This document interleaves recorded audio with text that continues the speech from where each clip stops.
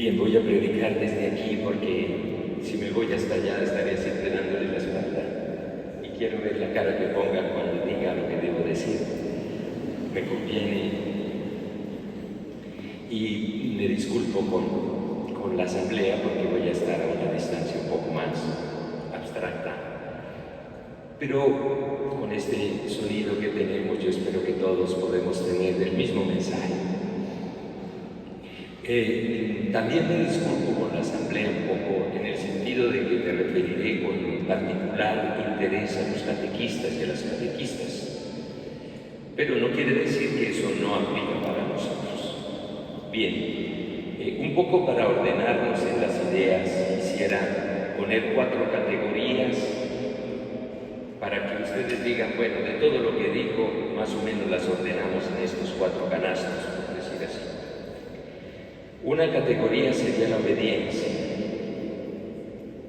por supuesto a Dios, la obediencia. La otra categoría tiene que ver con la libertad. La otra categoría tiene que ver con la verdad.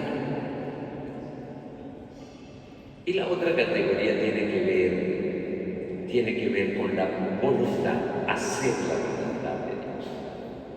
Ayer les contaba que cuando fui párroco intentaba enseñarles 7 palabras a los catequistas, a los niños de primera comunión centrales. Bueno, yo digo, para sus catequesis en el fondo, un niño, un joven, está haciendo su proceso de confirmación para el caso de los que estamos aquí. Debería tener claro que tiene implicaciones obedecer o no obedecer, que eso no da lo mismo codificar con Dios o darle la espalda. Le tiene que tener claro que la libertad es una herramienta que lo pone a uno arriba o lo pone a uno abajo. Y que discernir la verdad no es un asunto de creerle a cualquiera. Y hoy con tantas redes y tantos teléfonos que creemos todo lo que pasa por un teléfono. Acá decimos palabra de Dios y como que no creemos.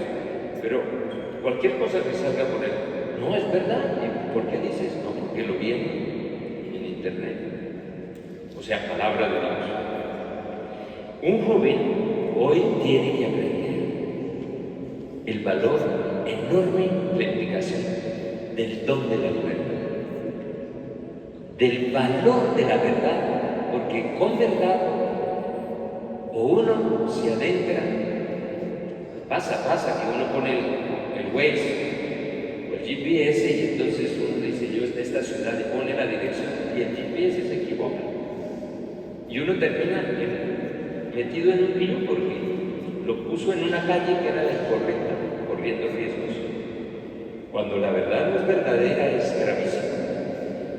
Y por supuesto, la última categoría es la voluntad de Dios.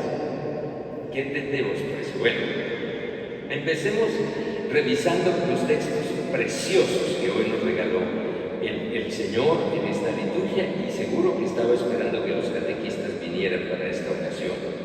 Entonces, dice aquí, del libro del Génesis, dice que cuando Adán comió del árbol, el Señor Dios lo llamó y le dijo, ¿dónde estás? El Señor no es que se le puede refundir cualquiera de nosotros, no, el Señor sabía. Voy a dar un ejemplo para que nos quede claro este texto. A ver, un papá, bien cariñoso, sabe que su hijo va a ser feliz si le regala, bueno, hoy le regalo, digamos, un avión electrónico, y el niño siempre le ha gustado los aviones y tiene control en nada. Y el papá sueña que lo va a hacer feliz porque eso es lo que ha pensado y ha querido ser. Y eso le regala en la Navidad. Pero entonces el papá le da unas instrucciones, le dice, cuidado, esto, las instrucciones. ¿Cómo? Las instrucciones en el paraíso, Dios le dijo, cuidado, de todo, disfruta todo, pero de esto, no comas de esto. Entonces el papá y el niño se van con el hermano que es más insidioso todavía, estrella del avión, lo dejan colgado de un árbol. Y el niño siente miedo. Y el papá ya vio que hizo un estrago. Y el niño se le empieza a perder al papá. Y el papá sale a buscarlo. Pero no porque no sabe dónde está, sino que sale a buscarlo y a confrontarlo. Hasta ahí yo creo que es fácil que todos entendemos. Y entonces, ¿dónde estás? ¿Se han visto esos niños? La mamá sabe que hizo una trampa. ¿Dónde estás? Y está refundido o refundida. Y entonces él contestó: oí tu ruido en el jardín, oí que andabas buscándome. Me dio miedo, porque estaba desnudo y me escondí. Me dio miedo cuando la obediencia, que era a favor nuestro, a favor de nuestra felicidad, cuando esa obediencia se pierde, pues finalmente uno, por la confusión, por el ejercicio de una libertad mal administrada, yo llego y estrello lo que es el regalo, con sacrificio el Padre me regaló, porque sabía que me iba a hacer feliz.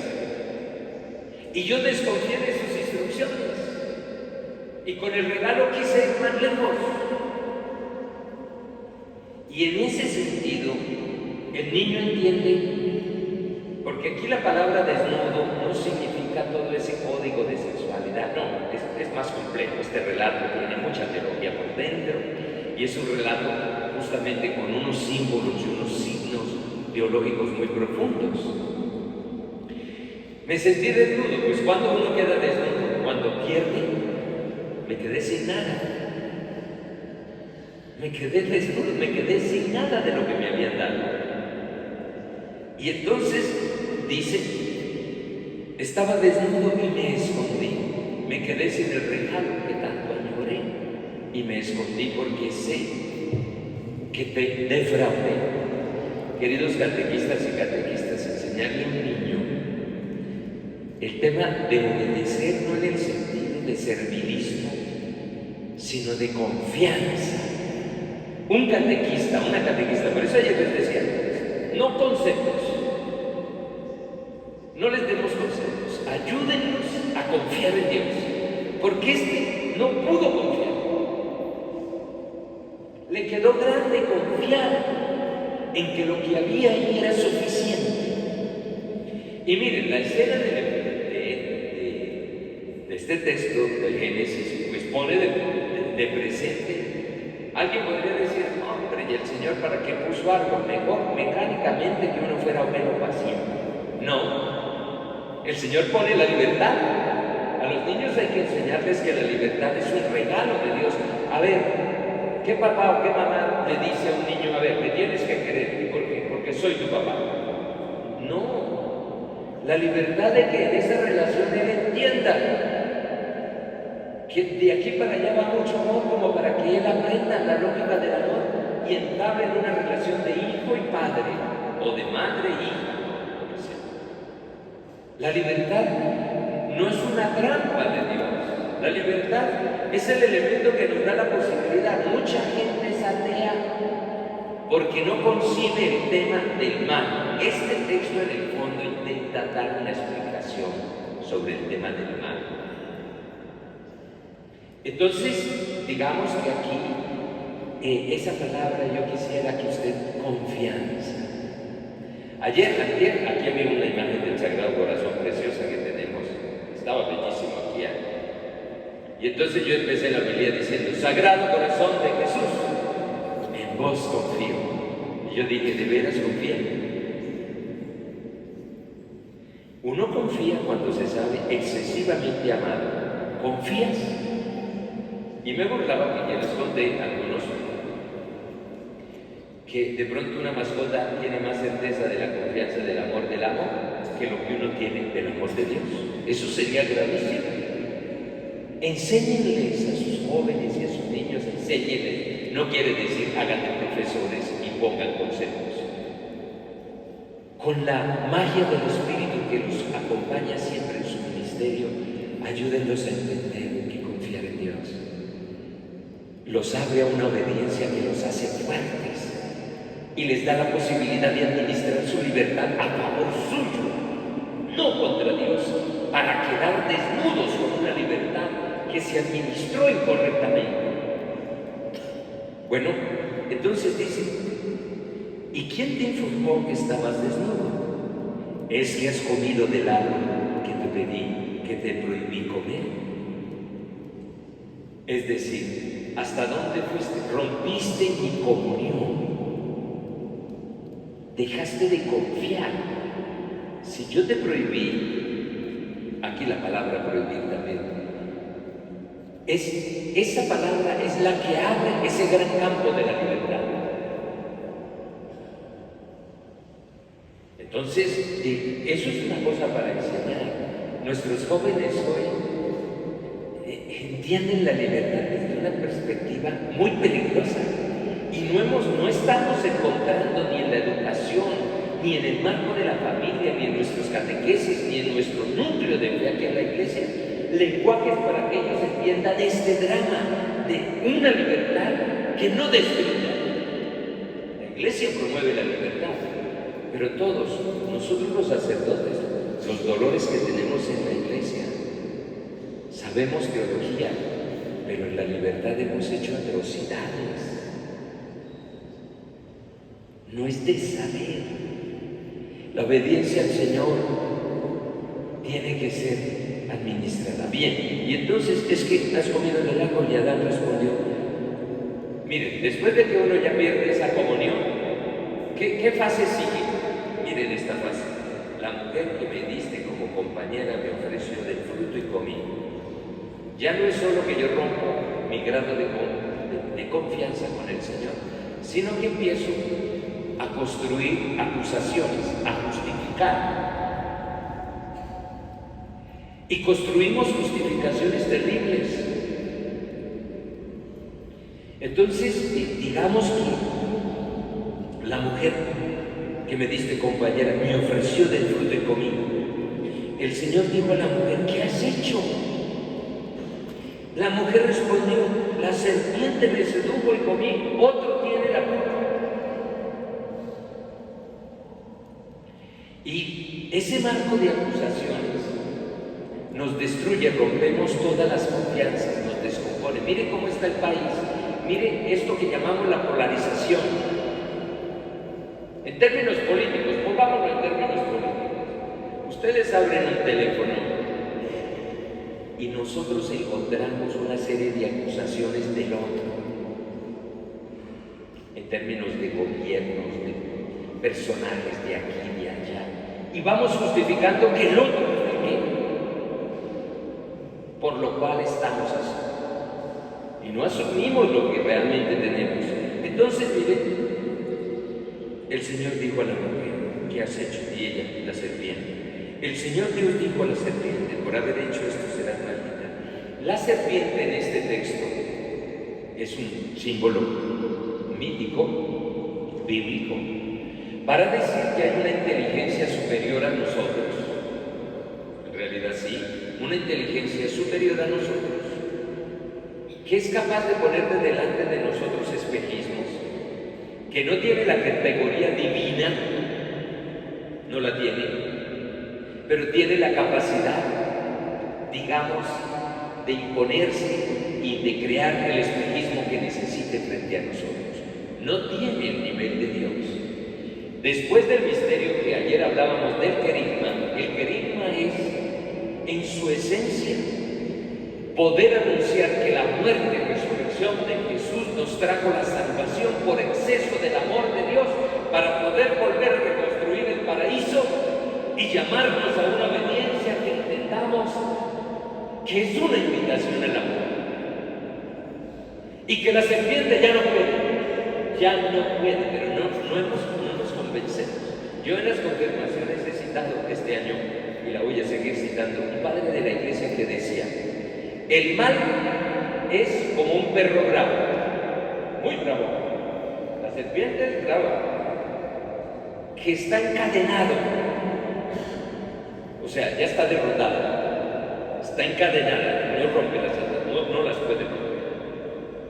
Y dice el padre, Si usted no se acerca, no le hace daño. Pero siempre hay un niño travieso.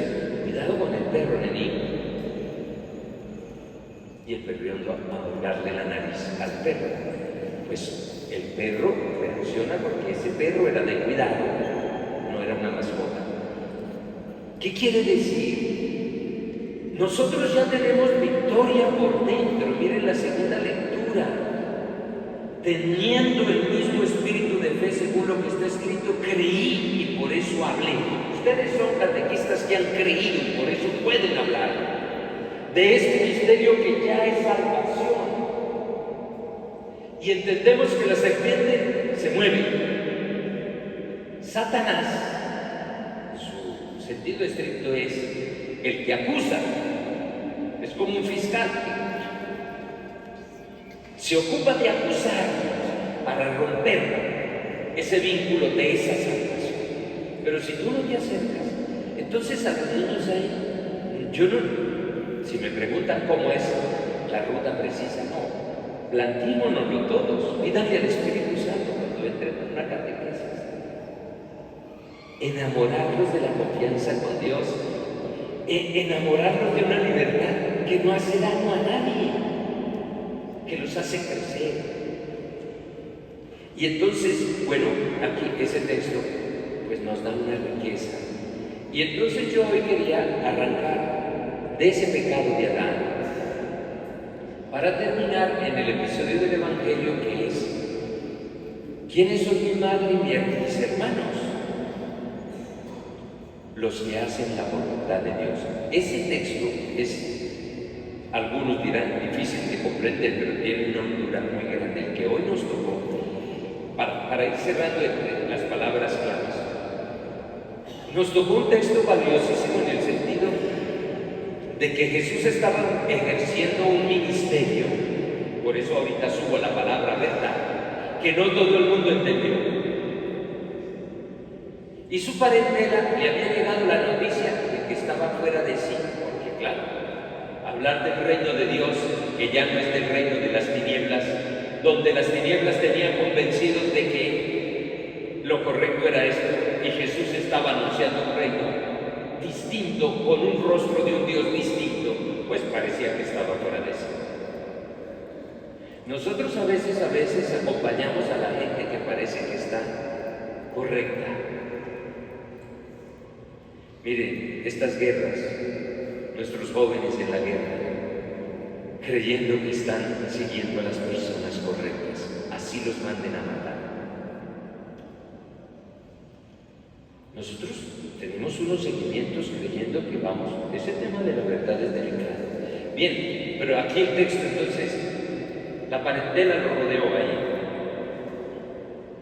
Y se valieron de María para que fuera más insidiosa la cosa. Pero miren Jesús cómo responde. Porque aquí está el código que empata con la primera lectura. Y él responde: ¿quiénes son mi madre y mis hermanos? Y mirando a los que estaban sentados alrededor, dice: estos son mi madre y mis hermanos. El que haga la voluntad de Dios, ese es mi hermano y mi hermana y mi madre. O sea, no es que digo, ellos no son parientes míos, no, la Virgen estaba ahí con todo lo que ella es. Pero ensanchó la carpa, como dice ahora el Papa Francisco, la ensanchó. ¿Quiénes son? Eso de hacer la voluntad de Dios es... apropiémonos, queridos catequistas. Yo no sé cómo se hace. Miren, nosotros los sacerdotes nos forman, pasamos 8 años en un seminario, 7, 10, y a lo mejor no logramos entender la voluntad de Dios, ni a vivir la voluntad de Dios. Pero si a un niño y a un joven se le da la intuición de esto, mire, ayer una catequista me tocó subir al carro, no me pude cobrar al final. Yo dije que iba a cobrar y no, nadie mostró signos de pagar. Me pareció ya muy fuerte. Entonces, contaba que le preguntó, pues a veces los niños tienen una cara ahí de puño que uno no sabe si están ahí o están creyendo, no están creyendo. Entonces ella al final hizo el tipo, contó que hizo la evaluación. Y entonces una niña dijo, bueno, a mí la catequesis me sirvió para entender que si la Virgen pudo decir sí y hacer la voluntad de Dios, me doy cuenta que yo no le hago caso a mi mamá, y que si ella pudo con tanto, bueno, algo así, ¿no? Dice, bueno, esto de la voluntad de Dios puede impresionar, al final puede ir cambiando y formateando una estructura interior. Bien, ahí están las palabras. Ahora, el tema de la verdad. Miren, en verdad os digo, hoy una expresión muy dura, en verdad os digo, dice el Señor, que todo se podrá perdonar a los hombres, los pecados y cualquier blasfemia que digan, pero la blasfemia contra el Espíritu Santo no tendrá perdón, jamás.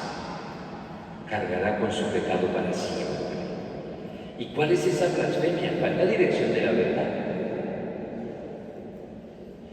¿Y por qué va en la dirección de la verdad? Porque vienen los expertos en religión, de pronto los catequistas, los curas, los expertos en religión, pero podemos tener una blasfemia. Y dice,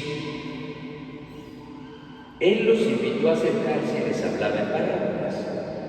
Los escribas que habían bajado de Jerusalén, los expertos en religión, dijo, tiene dentro a Belcebú y expulsa a los demonios con el poder del jefe de los demonios. Cuando la verdad no codifica, entonces se profundiza. Señalar que el Señor Jesús va en la dirección de la oscuridad es un pecado grave. Y a veces nosotros, entre nosotros, no sabemos discernir quién va en la dirección de la verdad. Miren, voy a ser brusco, a ver, tómense de la bancada. Dentro de la Iglesia Católica hay gente hoy combatiendo al Papa Francisco diciendo que es un Papa postizo, falso, hasta asesino he oído. Todo se podrá perdonar, dice el Señor. Faltar a la verdad, dejarse introducir dentro de la Iglesia.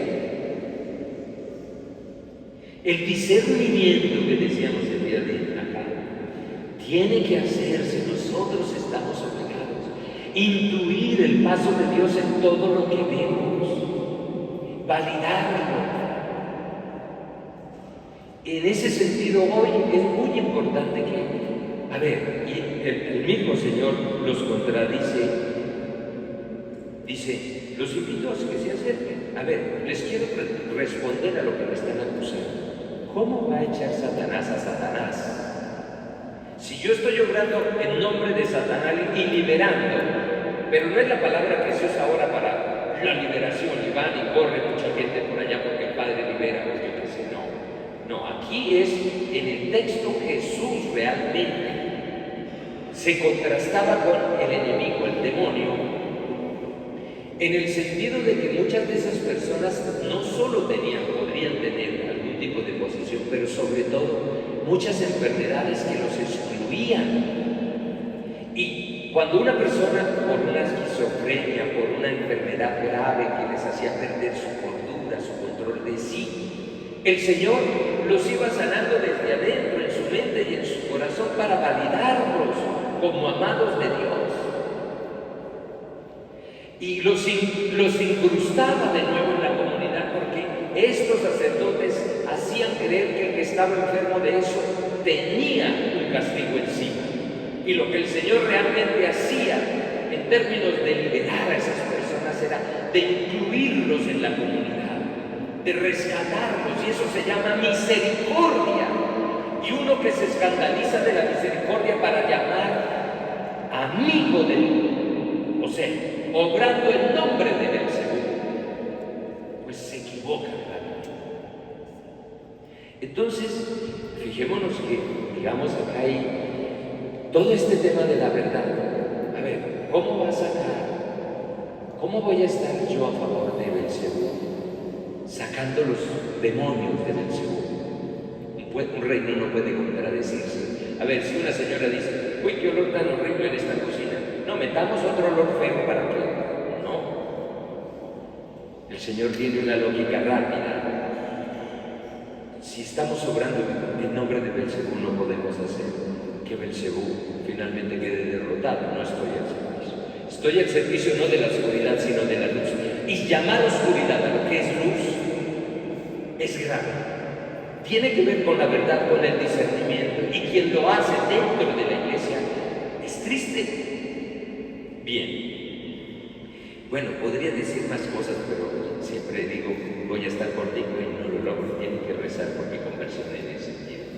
Bien, entonces, ¿no les parece, como ustedes son catequistas, les dejo en su corazón 4 palabras, como banderitas, unas banderas que hay que tener siempre? Construir la confianza en Dios. Que nuestros jóvenes no quieran huir de Dios. El pecado, dice San Agustín, que es encorvarse sobre sí mismo. Por eso a veces cuando nos imaginamos a alguien en el delito, va así, encorvado. Es encorvarse sobre sí mismo el pecado.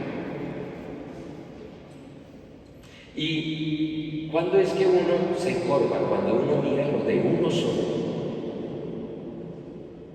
Miren, voy a dar un ejemplo muy macarrónico. Vamos a ver, un matrimonio que está ahí como reclinismo por ciertas cosas y no tienen hijo, y al final aparece el hijo. Cuando ellos salen de sí para volcarse sobre el amor de su hijo o de su hija, el matrimonio se estabiliza. Lo pongo más dramático. Hay matrimonios de años, se quedaron los dos solos y ahí se raspan todo el día. Pero el día que consiguieron una mascota, los dos se vuelcan sobre la mascota y dejaron de mirarse a sí mismos y acusarse para ocuparse de la mascota, salir de sí mismos. Cuando estamos en pecado, nos ocupamos solo de nosotros mismos y hacemos estragos. Hoy educar eso, los jóvenes que viven pegados de sus teléfonos, que ya no quieren codificar con afuera, ¿no? Encorvados. Yo hace años, cuando esto empezaba, una vez me bajé del aeropuerto y salí a tomar un taxi. Y entonces empecé a llamar la cultura de los humillados. Salí a tomar un taxi y había una fila, pero todos estaban así. Pero no había uno que mirara así, todos así. Entonces todos encorvados. Y estamos encorvados por el pecado y no nos levantamos a mirar hacia el otro lado. Y el Señor nos invita a levantar la mirada, a ensanchar la fraternidad universal. El Señor sale a buscarnos en el jardín porque no nos da por perdidos. No importa hasta dónde hayamos ido. No nos da por perdidos. Bien, queridos catequistas, ustedes digan, no vayan a fatigar a sus jóvenes, porque dice, si el obispo habla así de largo, yo también me lo permito. No, esto es por una ocasión de cada año, ¿no? Entonces, ya voy a terminar, les doy esa alegría. Llevémonos en el corazón esta palabra, que hoy el Señor la quiso para ustedes, pues para todos, porque todos estamos cuestionados por esta palabra. ¿Cómo es tu confianza con el Señor? ¿Te puedes fiar de Él realmente? ¿Qué uso hoy le estamos dando a nuestra libertad? Yo creo que a todos nos duele porque hemos tal vez no sido tan perfectos en el uso de una libertad que crece, que produce bien. ¿Cómo está nuestra capacidad de leer lo que leemos en el universo, en la sociedad, en lo político, en lo religioso? ¿Qué capacidad de verdad administramos? ¿Qué esmero hacemos de discernimiento para no creerle a cualquiera que vaya en contradicción de la luz? Y por último, ¿qué disponibilidad hay para entrar en el grupo de los que hacen la voluntad de Dios para ser su hermano, su hermana o su madre? Bien, para que quiten esa cara de desastre que me miran así, vamos a volver a felicitar a los catequistas que hacen esta tarea por muchos años. Aquí hay hombres y mujeres que merecen un aplauso porque están haciendo la voluntad de Dios.